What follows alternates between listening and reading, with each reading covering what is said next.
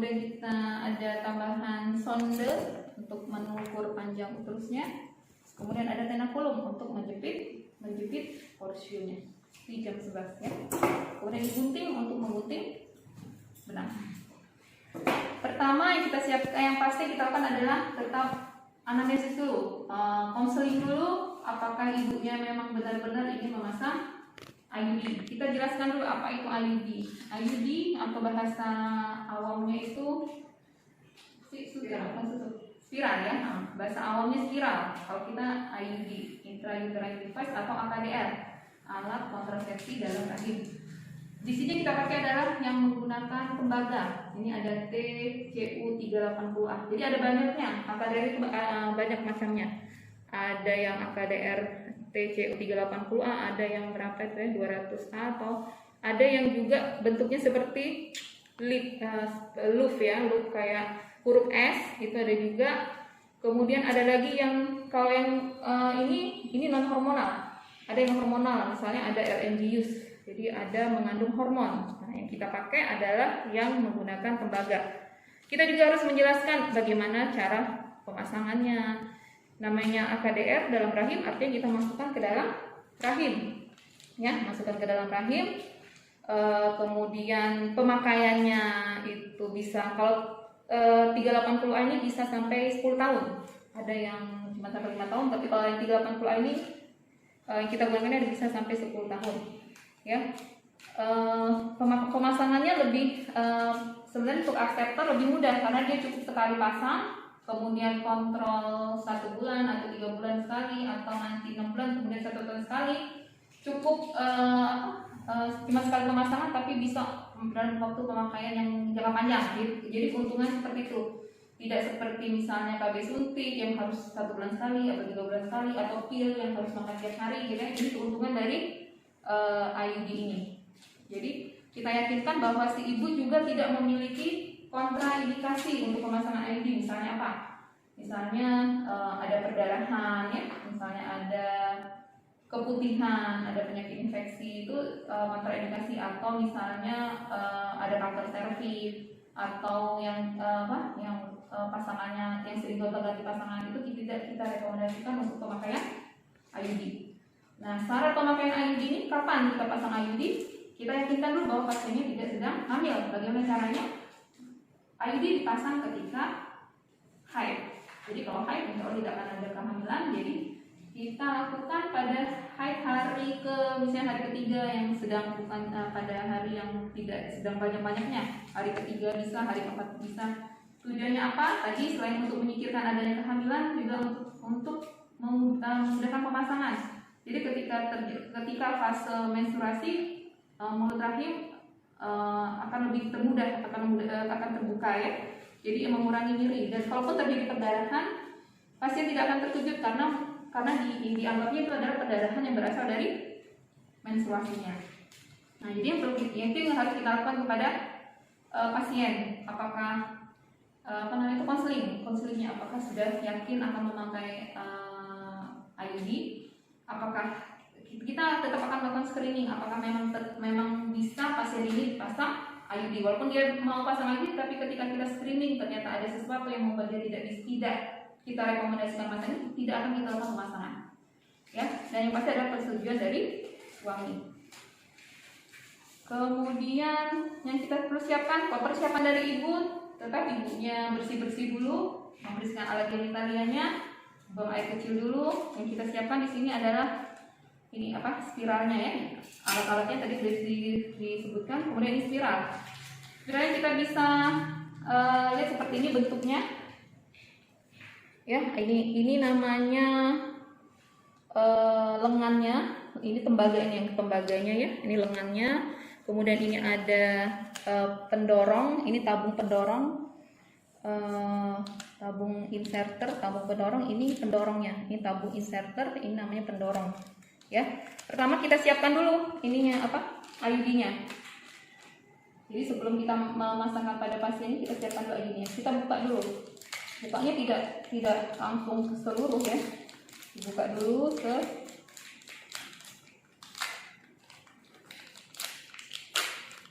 cukup sedikit saja. yang yang rata, yang datar ya, jangan yang tempat yang rata.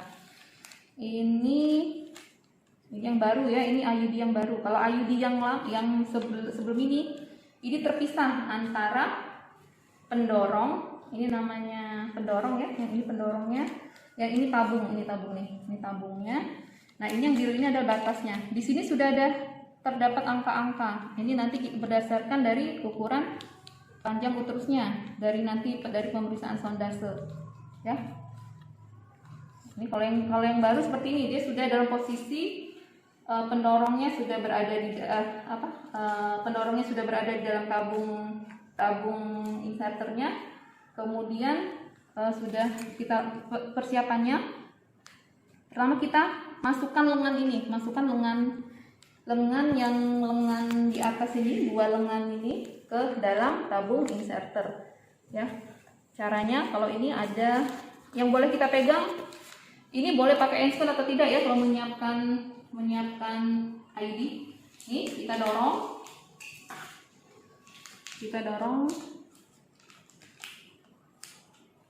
tabung inserternya.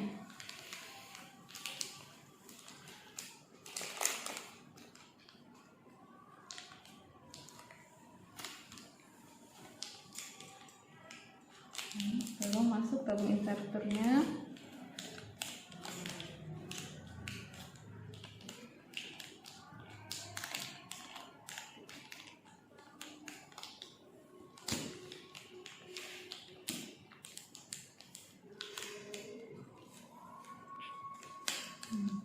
Dorong masuk sehingga lengannya berada di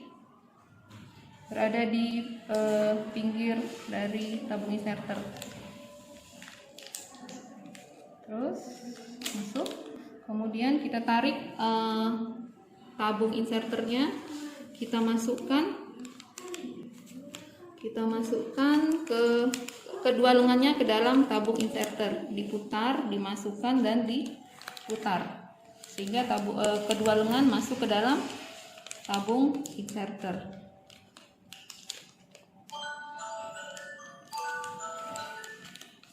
Abi ya. Ini masuk. Sudah masuk. Kemudian kita keluarkan ya, sudah masuk. Kita putar dikit, kemudian kita tarik keluar.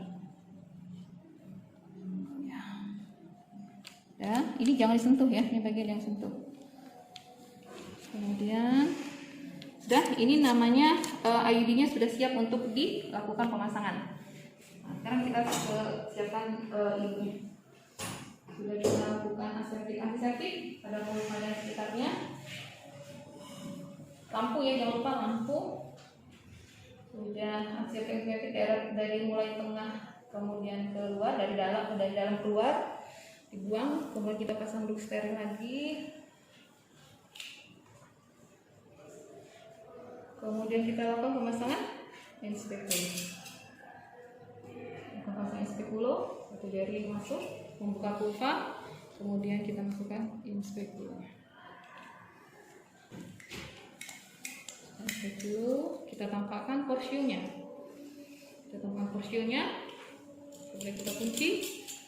Kemudian kita nilai bagaimana keadaan porsiunnya.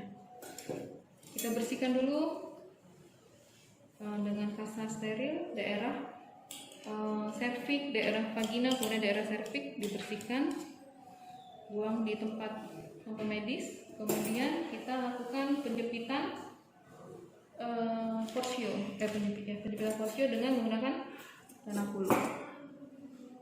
Ya, tanah puluh. Kita bisa pasang di jam 11. Bisa masuk di sini, dijepit, atau bisa dari samping sini.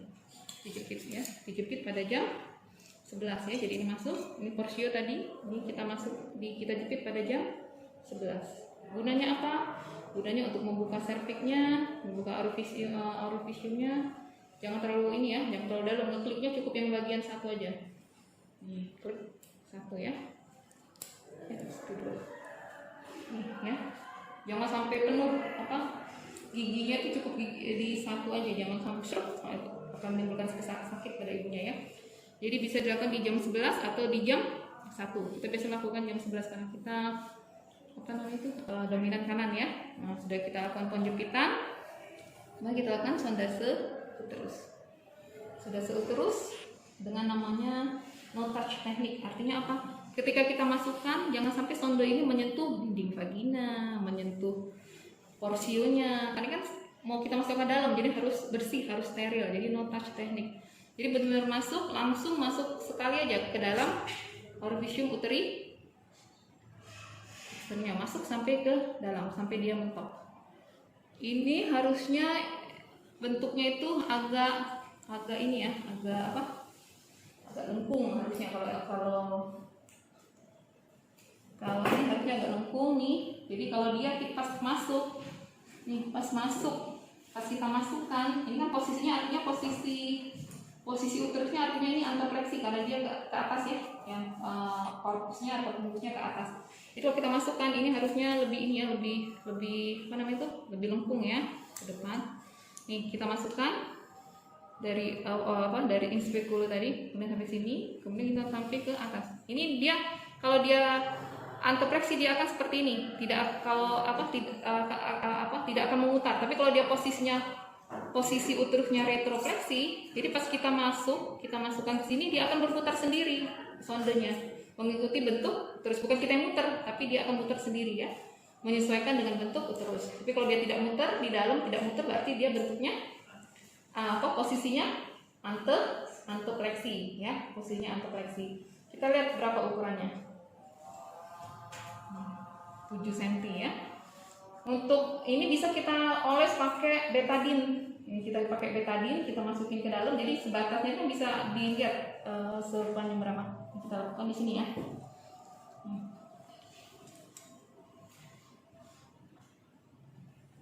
Berapa nih? 6,5 belum nyampe 7. Jadi uterusnya antopleksi ukuran 6,5 cm. Nah, baru kita lakukan penyesuaian di sininya, di IUD-nya. Nih, IUD-nya di angka 6,5. Tadi kan sudah kita ukur 6,5 ya. Caranya pegang yang yang biru. Yang birunya dipegang, ini kita tarik tabungnya. Tabungnya semuanya ya, jangan hanya pendorong. Jadi tabungnya ditarik menyentuh yang birunya ditekan sampai ke angka 6,5. Nah, sudah kayak gini. Baru kita lakukan pemasangan. Jangan pernah menyentuh bagian yang tidak steril.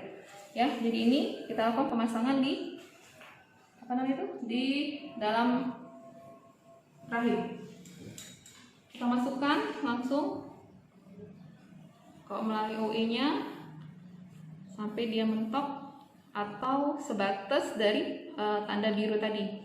Ya, kita masukkan, kemudian kita namanya teknik withdrawal teknik. Jadi sudah mentok nih, sudah sebatas yang biru ini, kita lakukan withdrawal teknik. Jadi pendorong tabung inserter ini kita tarik sampai ke pangkal pendorong ya, seperti ini. Ditarik, sudah ditarik, kemudian kita dorong lagi pendorongnya, dorong lagi sebatas dari yang biru tadi ya, kemudian kita tarik bersama-sama.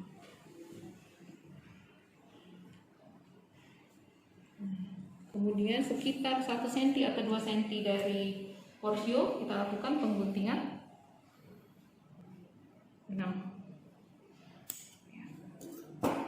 Dah selesai pemasangan IUD ya. Sudah itu baru sudah selesai, kita lepas porsi intranekrumnya dilepas, kemudian spekulum juga kita lepas.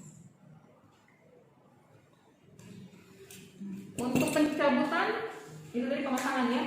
Nah, jadi yang kita lakukan pasien akan diminta kontrol misalnya 1 bulan, satu lagi pasien diminta kontrol. Yang kita lihat adalah benangnya ini. Kalau benangnya masih ada, masih terlihat, itu artinya posisinya masih benar, posisinya berada di dalam kapung uteri. Tapi kalau kita tidak melihat benang, berarti ada sesuatu, apakah terlepas sendirinya karena tidak disadari sama ibunya, terlepas sendiri, atau yang kita takutkan kalau terjadi translokasi atau keluar dia dari vakum uteri misalnya ya. Biasanya kita nasihatkan juga kalau ibunya ada keluhan misalnya nyeri perut, sakit perut hebat, itu segera ke rumah sakit ya.